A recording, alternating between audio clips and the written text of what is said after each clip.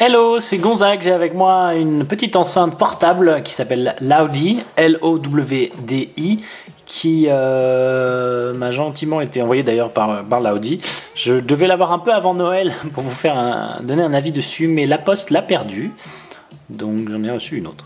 Alors, j'ai l'habitude de faire des déballages, là j'ai un peu déjà ouvert l'enceinte parce que j'étais très curieux de voir ce que ça donnait. Ça se compose, quand on la reçoit, de deux petits cartons tout mignons, et puis tout à fait recyclable en plus, avec un premier qui contient l'enceinte, d'ailleurs c'est marqué, cet emballage contient une enceinte, un mode d'emploi et quelques autocollants, avec un chiffre 1, voilà, et une deuxième boîte, Accessories and Carrying Pouch. Cet emballage contient la petite pochette de transport, le câble USB et le câble audio. Donc, j'ai un peu tout inversé parce que ça c'était dans celle-là, mais quand vous achetez, vous avez un petit bon qui vous permet d'offrir 10% de réduction à un ami. C'est toujours ça de prix, hein, 10%. Les détails de fonctionnement de l'appareil, tout est très visuel et très simple. De toute façon, vous allez voir qu'ils ont été un peu plus loin que ça. Un câble, c'est flou, un câble USB qui va nous permettre de charger l'Audi. Donc c'est un câble micro USB, c'est le standard aujourd'hui, donc c'est très très simple et puis compatible avec d'autres appareils. Si vous avez un Kindle par exemple, si vous avez un Samsung Galaxy S3, c'est du micro USB. Quasiment tout utilise ça aujourd'hui, sauf Apple entre autres. Un petit câble jack 3 mm 5, la mise au point c'est vraiment un problème. Voilà, qui va vous permettre d'utiliser l'enceinte avec des appareils qui ne sont pas Bluetooth ou dont le Bluetooth est un petit peu capricieux. Par exemple, sous macOS, parfois le Bluetooth c'est pas la joie. Et ben là, on n'a pas ce souci puisque avec le câble, c'est beaucoup plus direct. Des petits autocollants, je sais pas trop ce que j'en ferai. Et puis ça, je trouve ça super, même si la pochette n'est pas très très belle, mais bon, à ce prix-là, on peut non plus demander la lune. Une petite pochette dans laquelle vous allez pouvoir mettre l'enceinte pour la transporter. Et il y a un peu plus de place parce que je pense qu'ils achètent un truc générique sur lequel ils ont mis une étiquette Lowdy. Mais dedans, vous pouvez mettre votre enceinte, il y a largement la place. Même si c'est noir sur noir, on devine qu'il y a de quoi mettre d'autres choses. Et ces petits câbles, etc. etc. Tout ça, c'est cool pour pas la défoncer en la transportant. Et enfin, passons à l'essentiel, l'enceinte. Alors, l'objet est plutôt simple, ça a à peu près les mêmes dimensions que le premier concurrent que j'ai testé dans ce domaine, c'est-à-dire la Jambox, la petite Jambox. Vraiment le même format, avec la même matière, cette espèce de gomme qui fait que ça se balade pas trop. Là, si je pousse, voilà, il faut vraiment y aller fort. C'est bien parce que ce sont des petites enceintes qui ont tendance à sauter tellement elles ont de puissance par rapport à leur taille. Nos petites enceintes avec les deux haut-parleurs qu'on devine là en façade quand j'ai ma lumière qui éclaire un petit peu fort mon bureau. Enfin d'ailleurs la façade est là. En bouton de façade, on a un bouton qui va permettre de faire play pause, deux boutons de volume, donc vraiment très basique. Ça permet aussi de contrôler l'association, ce bouton là. Le logo sur le côté qui me fait un peu penser à Marshall, amusé.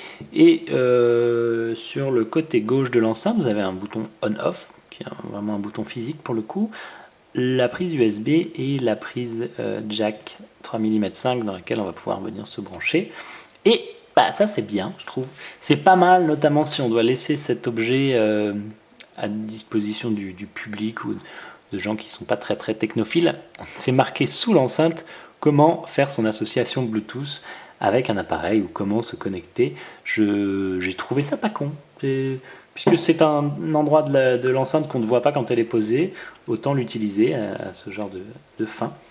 Voilà, voilà. Donc, je suis déjà associé sur mon téléphone que je vais déverrouiller, mais en gros, j'ai mon iPhone, j'ai mes réglages, nous allons aller dans le Bluetooth. Voilà, et si j'active le Bluetooth, j'ai ma petite Lowdy, on va l'enlever, comme ça. J'aurais pas dû cliquer sur me connecter. Bon, on va pas l'enlever, on va faire autrement, je vais vraiment m'y connecter. Donc ça s'allume sur le côté. Il y a une petite diode d'ailleurs ici. Et là, je suis déjà connecté, donc c'est rapide. Et ensuite, ici on met un petit peu de musique. Par exemple, ma musique de survie de ce samedi, FM Letty, et donc très très simple, hein, de toute façon c'est basique, c'est de la lecture en Bluetooth, aujourd'hui quelque chose qui est devenu quand même assez commun. La question qu'on peut se poser maintenant, c'est qu'est-ce que ça donne en termes de qualité et de puissance. Alors j'étais un petit peu inquiet, puisque c'est une enceinte qui coûte 99 €, donc on va dire 100, frais de port compris, c'est pas hyper cher pour ce genre de produit. Et on pouvait s'attendre à ce que ça n'envoie pas des masses. Et au contraire, je trouve que ça marche plutôt pas mal. Alors, il faut mettre son volume au maximum sur l'iPhone. Et après,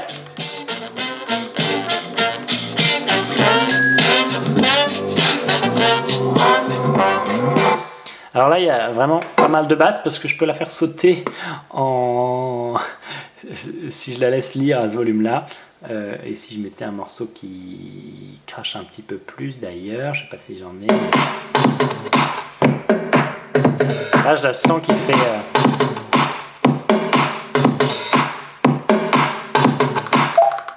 Toujours le problème d'essayer des enceintes, c'est qu'on peut plus parler quand on fait écouter ce que ça donne en volume. Oui, alors j'avais oublié une chose, quand on appuie longtemps sur le bouton moins, on passe au morceau précédent et plus au morceau suivant.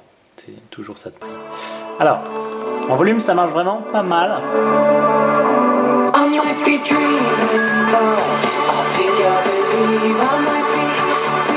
Il semble qu'il y a un petit composant logiciel électronique, en tout cas, qui bride le volume pour éviter que ça sature. Mais ça atteint des niveaux vraiment largement suffisants, déjà pour la taille de l'appareil. Et en termes de qualité, c'est tout à fait correct. J'avais peur de ne pas avoir assez de basses ou des aigus un peu faiblards. Et non, ça marche correctement.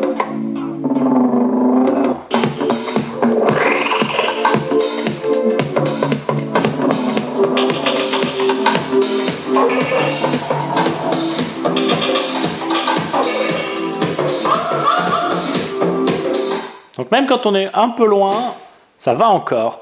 Donc si vous n'avez pas une chambre qui fait 200 mètres carrés, vous avez dit je vous souhaite d'avoir une chambre qui fait 200 mètres carrés, on peut très très largement se servir de cette enceinte pour sonoriser ou l'emmener en vacances avec soi ou dans la douche comme j'adore faire avec ma Jambox. Voilà, ça cartonne pas mal. La seule chose que j'ai pas pu tester, c'est l'autonomie, puisque je viens de la recevoir, donc je vais pas m'aventurer à dire des choses. D'ailleurs, on pourrait très bien regarder ce qu'ils annoncent. C'est assez correct chez la concurrence en termes d'estimation. Là, je sais pas s'il y en a. Charging Loudie. Une charge complète prend 2 à 3 heures. Quand il n'y a plus de batterie, une alerte sonne.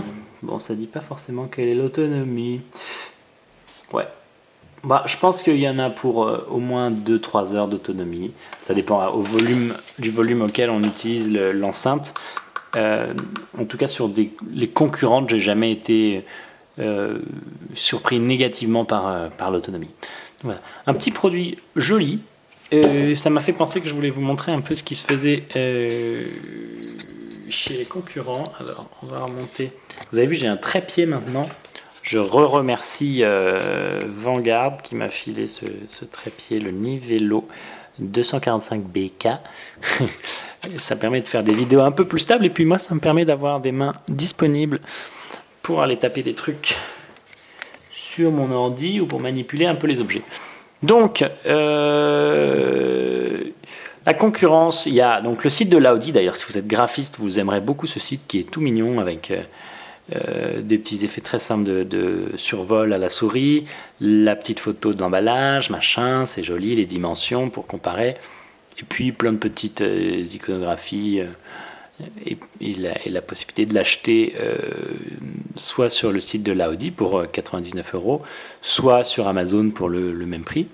Donc en concurrence, en beaucoup plus gros, il y a Marshall qui a sorti une enceinte à 800 €, donc ça a quand même fait un petit peu d'argent D'ailleurs, je ne sais plus comment elle s'appelle, Hanwell. Ça doit être beaucoup plus puissant. En plus petit et à peu près les mêmes tailles, voilà, il y a notre ami, enfin bon bref, on déteste ou on aime Beats by Dre qui fait une enceinte qui s'appelle Peel qui vaut quand même $200 elle. Ça c'est peut-être un peu plus grand, mais non, je suis pas sûr, ça doit faire à peu près la même taille.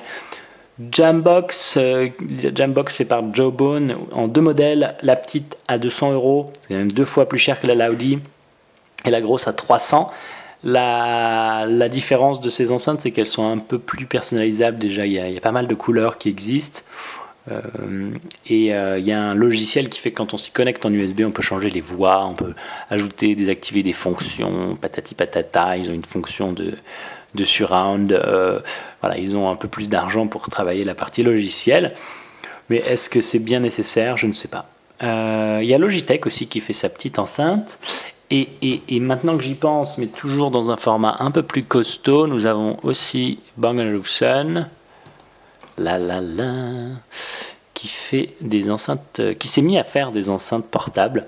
Alors il y a la pas du tout portable qui s'appelle la Beoplay A9 qui coûte 2000€, qui est une espèce de grosse enceinte en forme de cercle. Ça j'adorerais essayer.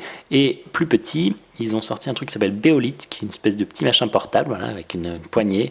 Ça coûte 700€. Et eux aussi, d'ailleurs, ont un site absolument remarquable. Ça a vraiment été travaillé. Ils ont beaucoup modernisé leur image et ils ont utilisé le HTML5 et toutes les technologies, enfin, non pas toutes les technologies, mais toutes les propriétés qu'on peut utiliser dans un navigateur aujourd'hui pour faire quelque chose d'assez sympa avec des playlists Spotify, etc., etc. Voilà, donc si j'en reviens à ma petite Laudi, parce que je pense que c'est toujours une bonne façon de conclure un test, à savoir est-ce que je recommanderais ou non cet objet. Si vous reste encore un petit peu d'argent après Noël et que vous cherchiez une petite enceinte portable, celle-là peut très très largement faire l'affaire. Elle est 2 fois moins chère que la Jambox pour la même puissance. Ça c'est 2 fois 3 watts les enceintes. Ça paraît pas grand chose en termes de chiffres, mais c'est vraiment largement suffisant pour balader un petit peu de musique avec soi. Je disais, je n'ai seulement pas l'estimation de l'autonomie. On rappelle, petite pochette de transport, fournie avec son câble USB, son câble jack. Je pense qu'on ne peut pas en demander beaucoup plus. Et quand vous l'allumez pour la première fois, elle est déjà chargée, un peu comme les produits Apple. Voilà, je l'ai bien aimé et je vous la recommande.